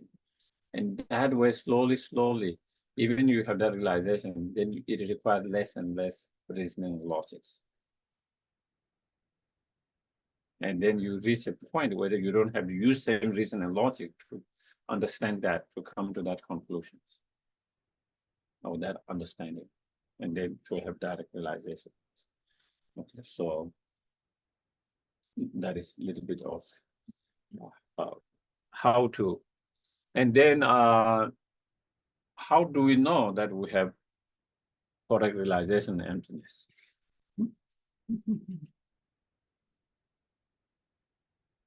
I think As soon as we think we know, we don't, right? Sort of. maybe. Maybe I got it, I don't got Elon Musk is developing some app. it. We develop an app, that's. Yeah, we develop an app, so you just turn on and off. Okay, it's on. Well, you have developed realization emptiness. Or like the mood ring, right, when it's the right color. Like there was a stone and it would turn different colors. Okay, Different people would wear it and it would be blue or green, and there'd be a little chart, you know, if it's yellow, it means this, if it's blue, it means that. okay. So that's before the app, but if you don't have electricity consistently. So in Lama Tsongkhapa's three principles of path, aspect of path, he explained, you know, if you are able to see while it's empty of existence from its own side or infinite existence, at the same time, unfallable existence of love, cause, and effect. When you are able to see both emptiness and appearance, the functioning of the objects, then, you know, you are on the right path. You are on the right path. In a sense that when you see emptiness, you don't fall to the extreme that there's nothing. Do you get it? Because sometimes people, when they meditate on the emptiness, and then when they go to emptiness, they think then there's no me, there's no you, there's no that is the extreme, that you have not found the middle way. You go to the extremes. While you see the emptiness, not being able to establish the law of cause and effect, the function of cause and effect. On the other hand, when you are able to establish cause and effect, but you are unable to see the emptiness. So when to be able to see both, and not only to see both, then Lama Tsongkhapa said, you know, not alternatively, you know, at the moment when you meditate on the emptiness, while we see the emptiness, empty of inherent existence, empty of existence is on side, but at the same time not being able to see the functionings and appearance, or functioning of the appearance or the existence of the cause and effect. When we see the cause and effect, unable to see the emptiness. On other hand, when you are able to see, while you see the functionings of law of cause and effect, at the same time, you are able to see the emptiness simultaneously. Not alternatively, but at the same time. That is when you have direct. That's when you have correct understanding of realization of emptiness. While you see empty, at the same time, you see the appearance and the function, cause and effect. Because you see emptiness, you don't have any clinging, grasping. While you don't have any clinging and grasping, because you see emptiness, at the same time, you see the function and cause and effect. Therefore, you don't become careless of your actions. You know, thinking that you have no consequences because it's empty. Because you see there's a function and cause and effect. While you see emptiness, at the same time, see function, law, function of law, cause and effect. While you see the law of cause and law of cause, function of law of cause and effect, at the same time, you see emptiness. So therefore, because you are able to see both same time simultaneously, so therefore you see emptiness, so you don't have grasping, clinging to the objects. While you don't have clinging and grasping to the object because you see emptiness, at the same time, you see the appearance, the function of law of cause and effect. Therefore, you don't become like kind of since it's empty, therefore it doesn't matter how I respond, how I act, what I engage into, because you see the function of cause and effect, the law of cause and effect, and therefore you are,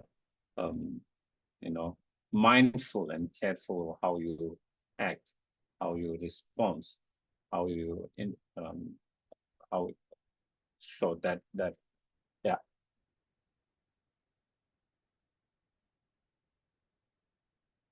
Okay. So those three are the three principal aspects of the path to enlightenment, and three principal aspects of the path for the happiness in our life. Okay. So want to have the dedications, or anyone has questions? Yeah, that's good. Questions? Any questions? Any comments? Questions? Yes, please. You talked about this emptiness with physical objects. What about emotional states? The same. Even the emotional state, the mind, emotional state, they are also, even the emotional state is made of many parts, just like this flower is made of many parts, a moment of anger or moment of compassion. That moment of compassion, a moment of anger, to be able to function as a negative, destructive as anger, or positive as something meaningful as a compassion. Even that is made of many moments of that. And each of those moments is not that emotion, not that feelings. So if you try to find that emotion, attachments, or compassion within many parts of that moment, nor each of those moments are that, nor you can find that outside of those moments.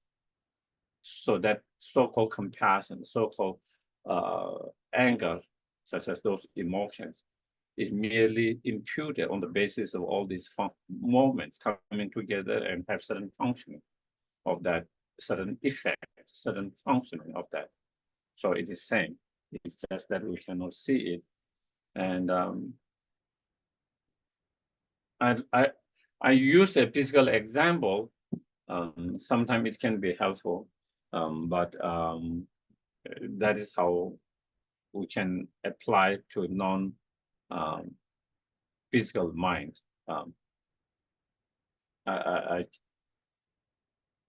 One time I had to go to a recording studio for something, and that is when I realized, like, each word, like say ah or om or whatever, one word or syllable ah in the radio studio, when they say, it's, I don't know how many, but like that, so many of that make ah sound. Normally I didn't have, but when it's studio, that is how, like how many, I don't know how many hundreds or thousands, I don't know exactly, because I never counted, but I saw that, and that make that sound even though when we think of this sound it just seems like one instant, one moment, but actually it's made of so many moments to come with that one sound I guess it's the same with the movie, the reel, yeah, like many pictures that make it move or do, so that movement, even is so in millisecond of that, it's made of so many moments of that. And similarly, with same thing, each of our minds, each of our emotions are also made of so many moments of that, make that emotions, and to be able to function as that particular emotion and have that effect of that emotion. And so the analyze is same.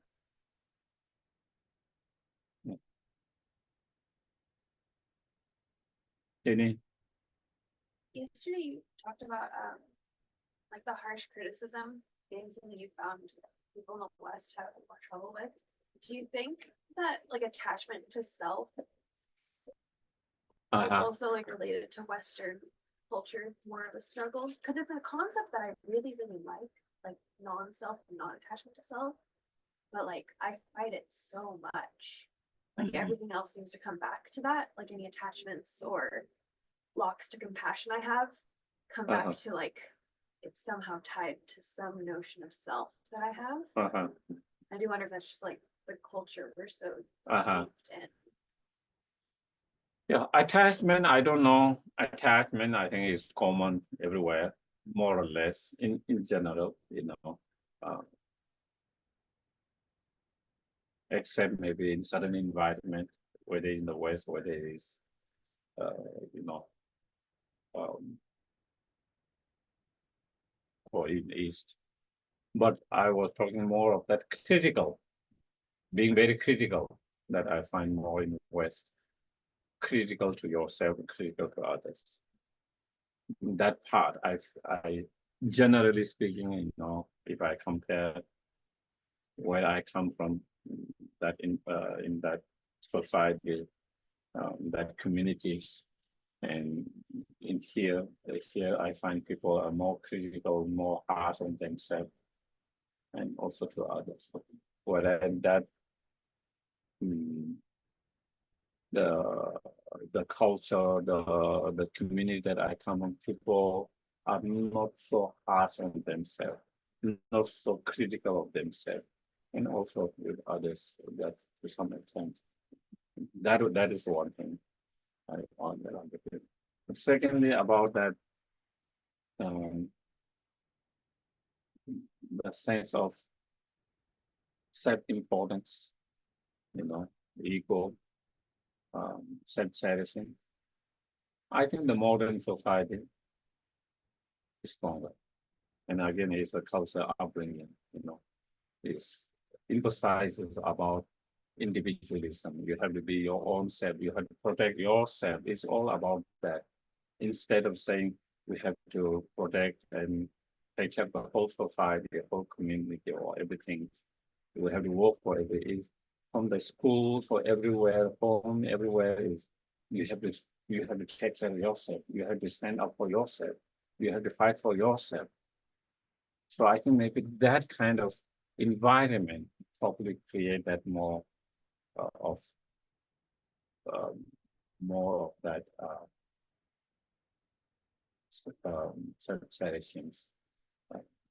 And you grow up learning from school. You grow up, the everywhere, and home, is all about protecting yourself. It's all about standing up yourself.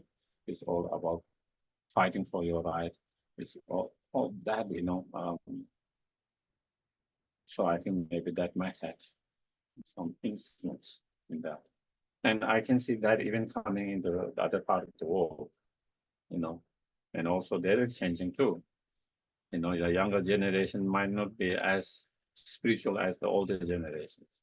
Younger generation might not be as caring for the community or for the parents and society as it was before. And again, I think there is an influence of coming, new influence coming, and that an influence. And so I think a lot of community, a lot of society struggles how to balancing while you try to bring the new good changes, positive changes. At the same time, not all the good changes are good and positive, some of them are good and some of them are not so great. But once it comes, everything comes, not on the good side, the bad side, everything comes. So how can you stop the bad side coming and to bring good side? And it's not always easy, and to manage that. And I think that is the struggle. I think the rest of the world are fighting and finding difficult to do that. Yeah. So I do feel the environment, the education, the environment, the society did create more of that, contribute to more of that. Yeah. Yeah.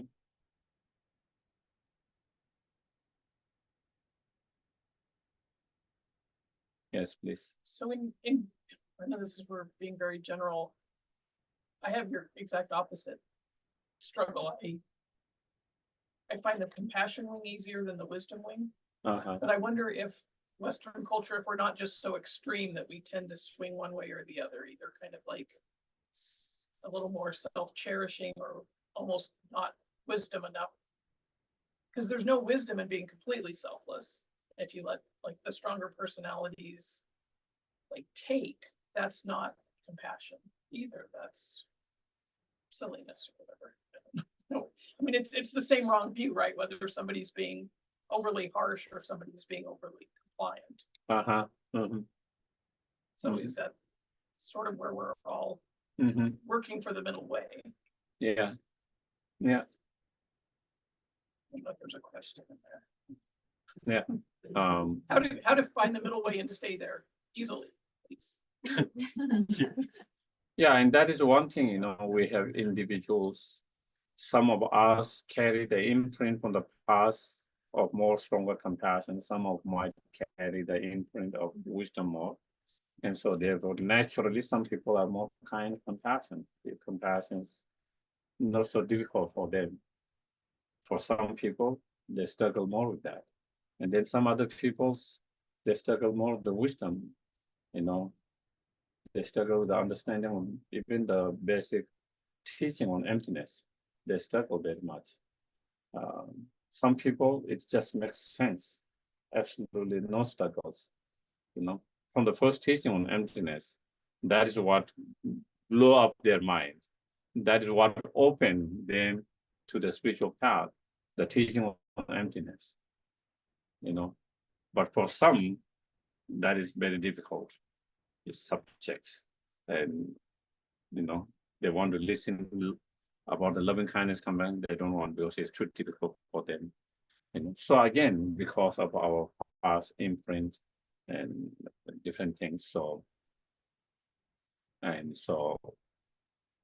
if someone has more difficulty with compassion, then they have to more work with that. Someone has more difficulty with the wisdom, then they have to work more on that side, and so that we can balance both wings. And so I think that is again depending on that. Yeah. So we do the dedications. Maybe maybe before the dedication, I'm going to do a little bit of consecration for that Lama Tsongkhapa's Tanka. That You want us to bring? no, it's just there. It's okay. Okay. And then together I will do all here. Okay. Because Wonderful. some of them might have been consecrated, some of them might not. I'm not sure. So. 상계조다 속에서 넘어 장제받을 다는 것인데 다계진 속에서 넘게 인도라 변제 상계조 상계조다 속에서 넘어 장제받을 다는 다계진 속에서 넘게 인도라 변제 상계조 상계조다 속에서 넘어 장제받을 다는 다계진 속에서 넘게 인도라 변제 상계조 또 선제 대화든 대외규나 대뭐 동화다 동화규도 동화면 대화 예된 차단이 선제 대화든 대외규나 대뭐 동화다 동화규든 동화면 대화든 예된 차단 선제 대화든 대외규나 대뭐 동화다 동화규든 동화면 대화 예된 차단이 나한테 따념만 해봐요 이제 이메일에 대해서 계획되면 온보다는 대본모드 얘기해 좀 노선 답에서 나서와 예 노선 그때 그냥 오션을 포맷에서 개발하는 거죠. 서류가 또 통하고 나신 개발 상주 전부 저전의 수비 상계의 전주 선보 같은 게 늘지만 지진 남과 다다니 배섬제지 컴나미 내배 양아에 대배 살라 마샤게 만든 야와나 양아는 좀 제라도랑 계획 구성도 기대된 남다 사다 주다메다 농기 너바 마시 지지 좀 마시오네 나다 섬제 탐제라 쇼다 통무지 오르면 없는 수다디다 벤자에서 조전한学배상에 대해서 조사만 근데 뭔다 지진 남과 다다니 배섬제지 컴나미 내배 양아에 대배 살라 마샤게 봐 야와나 양아래입니다. tempo 제다도야 예외고 총독이 된디나마 사다 쇼다메다 농기 너무 제일 tempo 나다 섬제 탐제라 초다 투모 용어를 엄수다 된다 벤자에서 조전한学배상에 대해서 조사만 근데 이제 남과 다다니면 삼제이 컴만 미네벤 양을 대비 살아 마셔게 봐도 야와난 양을 메다 tempo 제다도야 예외고 총독이 된디나마 사다 쇼다메다 농기 너무 마셔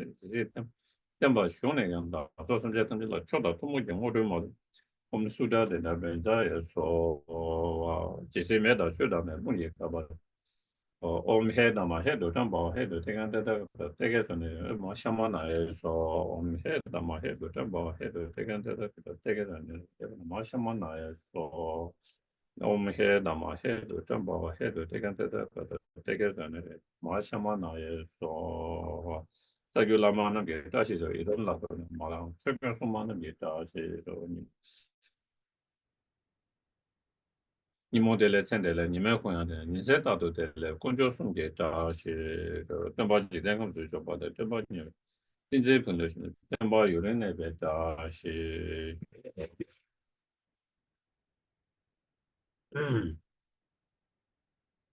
对了，对些说话特别多，打算长春那边啥说，那边我说缺大这些个，其他人别缺大不没个，其他上那边别当说，上把一些那个上把就别大些说。Okay, so then dedications. Yawadi nyodo ta lama sangye yo yo ne do chi yang ma le ba de sa la 长久三九人波切，马给巴南给九切，给瓦娘巴梅巴呀，公内公都别瓦修。Can you recite his holiness? The wish granting, wish fulfilling jewels, source of every single benefit and happiness in this world, the incomparably kind Tenzin Gyatso, I beseech, may all your holy wishes be spontaneously fulfilled. Fearless teacher, an assembly of the children of the victorious ones, Shravakas and Prateka Buddhas, victorious Losang, father and sons, along with the lineage masters, all the objects of refuge of infinite lands, please bestow the virtue and goodness accomplishing this prayer here and now, holding and spreading the Muni's precious and complete teachings through explanation and practice. You wore the armor of patience that is never discouraged. Incomparable, venerable Guru, to you I make request, while striving single-pointedly for the sake of the victorious one's teachings, the sole gateway through which all benefit and happiness emerge, and from other living beings you suddenly departed to peace. What a great loss! Nevertheless, through the undeceiving truth of the blessings of the ocean of the three jewels, and the great waves of Bodhicitta of the children of the victorious ones, may the smile of reincarnation swiftly beam in glory for fortune's sake. Thank you very much, everyone. Thank you. Thank you. Wonderful day. Thank you so much, Geshe. We can't thank you enough for bringing these teachings here. It's the first teachings we've had in so long. And I know for a lot of us, we're really moved. Just want to remind everybody that we do meditate on Monday nights. So if you'd like to join us, you're welcome at 7 p.m. Geshe, we hope that you have a very long and successful life. And we hope that you'll continue to come back and teach us here in Missoula whenever you can. So thank you so much. Thank you. Thank you. Thank you. Thank you. Thank you, thank you. And if you'd like to offer a kata geshe, there's a Thank you. bunch back here. Feel free if you have an extra offering, that would be great. Thank you so much to Ed and Ruth for supporting the teachings. Thank you. And all of you helped make this possible. And we can't thank you all enough either. So thank you so much. Okay, For the teaching. you. Take care. And you can come up on this, and I can take the.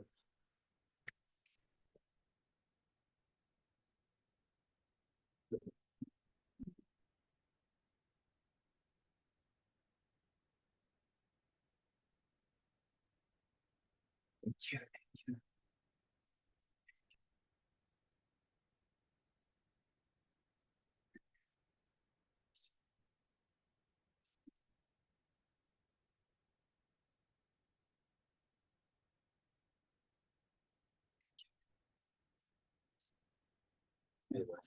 Thank you, guys.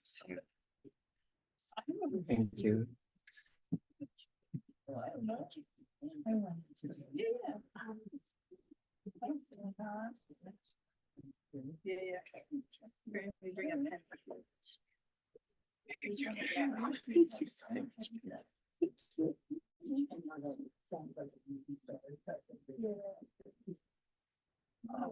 Melanie was wondering if before you leave, if she could meet with you to just talk about practices. Yeah. I don't know when the best time would be, either today, this afternoon maybe, or Wednesday. Wednesday evening, my. Just so you know. I'll let her know. We'll just figure it out when I get back. Yeah. Thank you, guys. See you next time. Okay. I need a haircut. So do I. So much. Thank you, guys. Yeah. Shayla. Thank you. Thanks, Ed. Miss you. Thank you.